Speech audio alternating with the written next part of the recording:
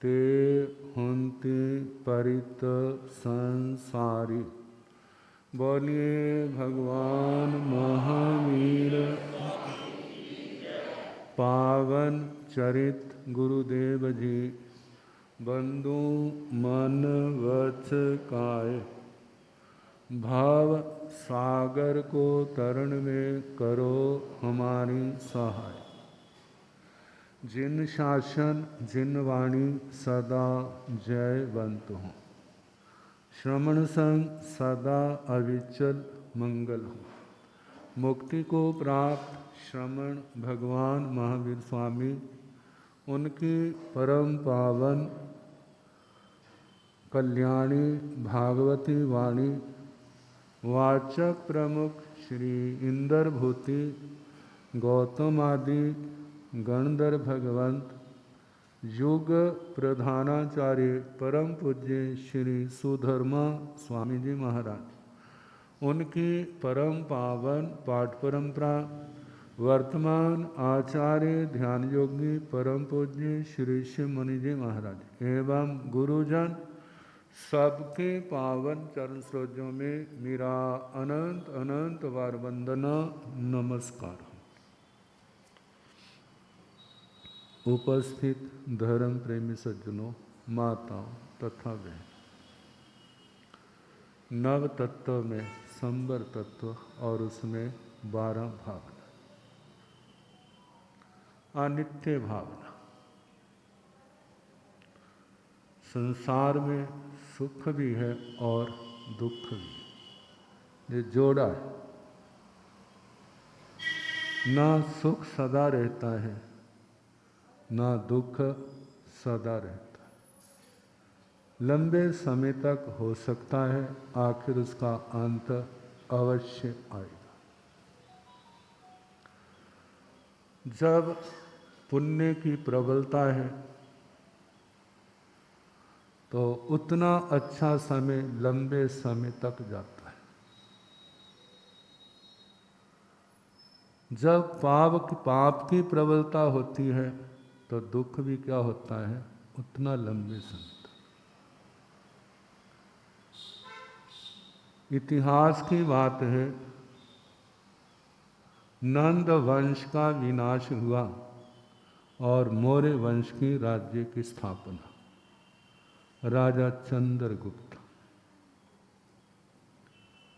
नंद पराजित हो गया है, राजमहलों से निकल करके बाहर जा रहे हैं और उधर से चंद्रगुप्त की सवारी आ रही। नंद की एक नौजवान कन्या जब चंद्रगुप्त के ऊपर दृष्टि पड़ी तो उसके टकटकी लगा करके उसी ओर देख रही है। राजा ने कहा, आखिर बेटी का तो शादी करनी ही होती है, यदि आपकी इच्छा है तो जाओ। अब नंद राजा के, अब तो राजा क्या रहा, उसके रथ से उतरी और चंद्रगुप्त के रथ पर सवार हुई, चढ़ी। उसी समय चंद्रगुप्त के रथ के 9 आरे कड़ कड़ करके क्या हो गए, टूट गए। तो चंद्रगुप्त कहने लगा, ये कौन मनहूस आई है जिसके कदम रखने से मेरे रथ का पहिया टूट रहा है, उतारो इसको। उसी समय चाणक्य ने देखा, कहने लगा, ये अपशकुन नहीं है, 9 आरे टूटे हैं, 9 वंश तक तेरा राज चलेगा। कितने काल तक? 9 पीढ़ियों तक तेरा राज चलेगा। जो बहुत अच्छा शकुन बिठा लो, जो तेरी महारानी होगी। आगे जिस समय तो वंश की, राजवंश की शुरुआत हुई, कितनी खुशियां हैं। और एक दिन फिर वो भी आया, 9वीं पीढ़ी। जैसे नंद वंश का विनाश हुआ, फिर उसका भी क्या हो गया।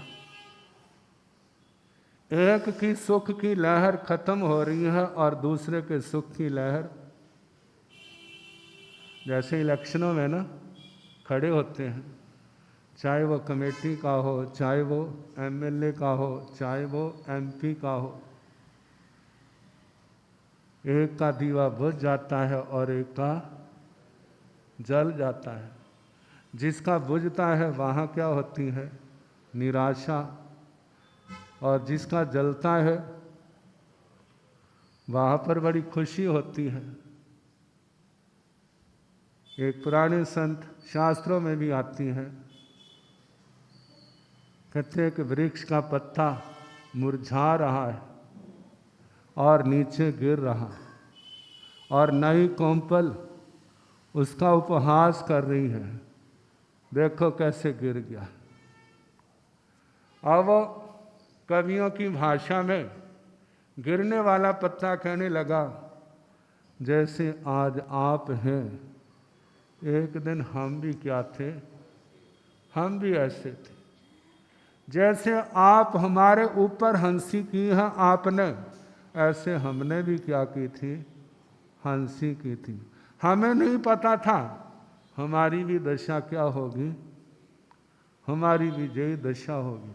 अब साक्षात अनुभव हुआ है, इसलिए शोक मनाने की जरूरत नहीं। जो आया है उसने एक दिन अपना समय पूर्ण करके इस संसार से क्या, उसको विदा होना ही होगा। इस नश्वरता को सामने रख करके, इस रिद्धि को पा करके अपनी आंखों पर पर्दा नहीं आने देना, दिमाग पर पर्दा नहीं आने देना, दूसरे को तुच्छ नहीं समझना, दूसरे का तिरस्कार नहीं करना। पता नहीं किस समय क्या हो जाए, इसलिए धर्म का शरणा लेना। धर्म का शरणा कल्याणकारी। धर्म गिरतों को उठाने वाला है, डूबतों को तारने वाला है। धर्म आखिर एक दिन संसार सागर को भी पार कराने वाला है। धर्म आत्मा का सबसे बड़ा हितकारी बंधु है। कहते धर्म का शरणा लो, केवल जवान मात्र से नहीं। दवाई जेब में रखने से किसी रोगी के रोग को नष्ट नहीं करती। जब विधि से परहेज के साथ उस औषधि का सेवन किया जाएगा तो वह क्या करेगी, रोगी के रोग को नष्ट कर देगी। ऐसे केवल जवान से धर्म धर्म करने से, मैंने धर्म का शरणा ले लिया, मैंने गुरु बना लिए, कहा इतने मात्र से थोड़ा होगा। उनके प्रति जहाँ श्रद्धा है, कम से कम जितनी शक्ति है उतना तो धर्म का आचरण जरूर हो। जब उतना है श्रद्धा उल्लास भावना से करोगे तो आपकी योग्यता बढ़ती जाएगी। धर्म एक दिन पूर्ण रूप से आपकी आत्मा के अंदर अवतरित हो जाएगी। दूसरे लोगों में जे धारणा है भगवान इस पृथ्वी पर अवतरण कर लेते हैं और उसके बाद दुनिया के दुखों को दूर करते हैं, लेकिन अपनी जिन शासन की जब आत्मा के अंदर धर्म का अवतरण होता है और जितने पाप कर्म हैं उनके अंदर हलचल मचती है। जितने हम धर्म की आराधना करते हैं हमारे पाप कर्म कटते जाते हैं और जो आराधना निरंतर बनी रही, हर जन्म में बनी रही, तो एक दिन ऐसा आएगा हमारी आत्मा इन पापों से सदा सदा के लिए क्या हो जाएगी, मुक्त हो जाएगी। ये किसके कारण हुआ, जब धर्म का हमारी आत्मा में अवतरण हुआ। धर्म का अवतरण तभी होता है जब हमारा उसकी ओर झुकाव होता है, जब हमारी उस ओर भावना जगती है, तब धीरे धीरे धर्म हमारी आत्मा में प्रकट होता है। जन्म लेता है, अवतरित होता है, और उसके बाद इस आत्मा के कर्म धीरे धीरे कटने शुरू हो जाते हैं, और एक दिन ऐसा आता है संसार को पार कर जाता है। तो अनित्य भावना हमें क्या सिखाती है? इस माया के अंदर ना उलझना, ऐशो राम में अनमोल घड़ियों को नहीं गंवाना। धर्म के लिए भी कुछ समय रखो, धर्म की ओर भी अपने आप को लगाओ। देखें अपने महापुरुषों की ओर, जिन्होंने चक्रवर्ती की रिद्धियाँ छोड़ दी, राज रिद्धियाँ छोड़ दी, संसार के सुख मिले हुए छोड़ दिए, तो केवल उनके लिए थोड़े थे, हमारे वास्ते वो प्रेरक है। किस बात की प्रेरणा देने वाले हैं? कहते हैं हमने इसलिए छोड़ना है। एक होता है, कहते हैं कि किसी की घरवाली की डेथ हो गई, उसको संतोष हो गया, क्या विधि के आगे, कर्म के आगे किसी की नहीं चलती। और किसी की घरवाली छोड़ के चली गई, फिर उसके बाद क्या दशा होती है? उसको लोगों में मुंह दिखाना भी क्या होता है, मुश्किल हो जाता है। क्या सोचता है मेरे में क्या कमी थी, ये दुर्घटना क्यों हुई? ऐसे ही रिद्धि भी तो किसके समान है? घरवाली के समान है। ये रिद्धि किसके समान है? घरवाली के समान है। यदि वो हमारे को छोड़ करके चली जाती है, दुनिया के लोग कहते हैं इसका पुण्य खत्म हो गया, दुर्भाग्य आ गया, अब सारे उसको भाग्यहीन कहने लग जाते। और किसी ने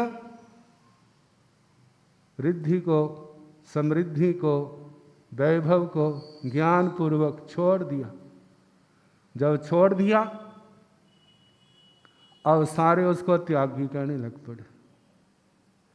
एक का लाख रुपया चोरी हो गया और एक ने दान दे दिया, गया तो दोनों के पास से लाख लाख, लेकिन शोभा किसकी हो रही है? उसको खुशी हो रही है। और जिसका चला गया सोचता कितना अच्छा होता मैं दान दे देता, लेकिन जब बाद में समझ आई ना, पहले तो पहले समझ नहीं आई। तो इन सब बातों का विचार करते हुए आत्मा को क्या करना? धर्म की शरण लेना। तो पहली बात, ये सब कुछ नश्वर है। कल आपको बताया था दुनिया ऐसे नहीं चलती। दुनिया तो ये सोच के चलती है सब कुछ क्या है, सदा सदा रहने वाला है, बस हम जहाँ रहेंगे इस भावना से करेंगे। ये पता कल हमने मर जाना है तो फिर दुकान पर कौन जाएगा, फैक्ट्री कौन खोलेगा, ये संसार के काम कौन करेगा? कल तो मर ही जाना है। जब ये संसार के अंदर ये भावना आएगी तो आगे नहीं बढ़ेगा। लेकिन ये सच भी तो है, आखिर सदा तो किसने नहीं रहना। देखो भला, गौतम बुद्ध के जीवन में आता है ना, कोई माँ रोती रोती आई थी, मेरा बच्चा मर गया है, आप इसको जीवित कर दो, आप बड़े योगी हो। कहते माँ मैं जीवित तो कर दूंगा, लेकिन एक शर्त है। कहते क्या शर्त है? कहते उस घर के चूल्हे की राख लेके आ जिस घर कोई मरा ना हो, जिस घर में किसी की मृत्यु। कहते कौन सी बड़ी बात है? कहते लिया। अब ढूंढने लगी है। अब कहते चूल्हे की राख चाहिए। कहते राख जितनी मर्जी ले जा, कोई शर्त तो नहीं है। कहते शर्त जो है आपके घर कोई मरा तो नहीं है। कोई कहता मेरी माँ मर गई है, कोई कहता बाप मर गया है, मेरा दादा मरा है, मेरी दादी मरी है, मेरा परदादा मरा। सारे क्या हुए हैं? शाम तक ढूंढती रही, लेकिन उसको कोई घर नहीं मिला। जब निराश होके आ गई, कहते बाबा नहीं मिला ऐसी राख। कहते फिर तेरे साथ नया थोड़ा हुआ, इस बच्चे का जितना जीवन था उतना क्या हो गया, भोग गया। लंबा जीवन होता तो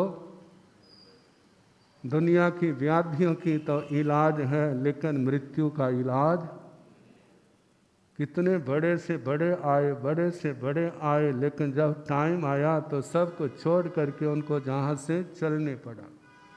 तो इसलिए कहा जाता है, हे आत्मा, जहाँ से खाली लुट पिट करके नहीं जाना। क्या नहीं करना? लुट पिट करके नहीं जाना। क्या करके जाना है? जहाँ से, जैसे कहते हैं, मालो माल होकर के जाना है। एक किसी गुरनी ने अपनी चेली से पूछा, जब मेरी मौत होगी तुम रोएगी तो नहीं? तुम भी तो पूछ लेते होंगे ना अपने बच्चों से, बच्चा जब मेरी मृत्यु होगी तू रोएगा तो नहीं? क्या कहता, रोऊंगा नहीं तो और क्या करूंगा, मैं बेसहारा हो जाऊंगा। अब कहते, जब गुरनी ने पूछा, कहते रोना तो आएगा ही। कहते क्यों आएगा? कहते बेसहारा हो जाएंगे। कहते तेरे को अपने बेसहारा होने की ज्यादा चिंता है। किसकी भला? बेसहारा होने की ज्यादा चिंता है। और मेरी चिंता, मैं बेसहारा हो जाऊंगी, अनाथ हो जाऊंगी, मेरी चिंता नहीं है।